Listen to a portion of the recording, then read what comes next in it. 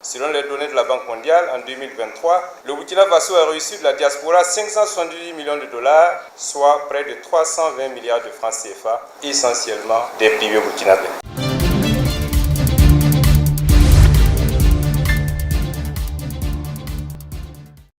Selon l'Observatoire national de l'emploi et de la formation, le secteur privé à lui seul a enregistré en 2021 plus de 10 millions de salariés, faisant de lui le premier pourvoyeur d'emplois au Burkina Faso, soit 9 emplois sur 10 au Burkina Faso sont créés par le secteur privé. Après 50 années d'existence du Conseil national du patronat burkinabé, l'heure est au bilan à travers les états généraux du secteur privé dont la rencontre s'est tenue ce 5 septembre 2024 à Ouagadougou. Les majors de l'économie burkinabé regorgent de capacités techniques et financières pour apporter les transformations structurelles de notre économie, comme dans les secteurs des mines, de l'énergie et de l'agro-industrie, pour peu qu'ils soient pleinement impliqués dans les choix stratégiques du gouvernement.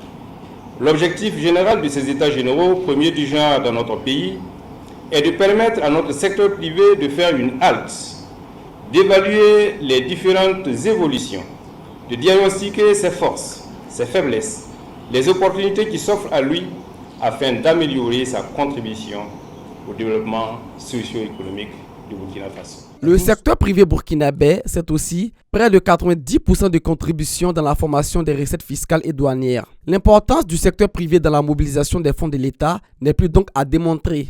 À cela s'ajoute la contribution des opérateurs économiques installés à l'étranger qui constitue un atout majeur dans la mobilisation des fonds. Le secteur privé burkinabé, c'est une diaspora économique dynamique et dont l'action est pourtant peu visible. Selon les données de la Banque mondiale, en 2023, le Burkina Faso a reçu de la diaspora 578 millions de dollars, soit près de 320 milliards de francs CFA, essentiellement des privés burkinabés. Dans un contexte économique de plus en plus difficile, du fait de la crise sécuritaire, il est plus que nécessaire pour le secteur privé de s'appuyer aussi sur l'expertise de la Confédération des États du Sahel AES, martèle le ministre en charge de la fonction publique. Des banques et des coopératives sont à créer ou à construire. Des ateliers et des usines de transformation des produits agricoles et des produits de l'élevage sont à mettre en place. Des routes et des chemins de fer sont à construire. Des compagnies de transport routier et aérien sont à créer.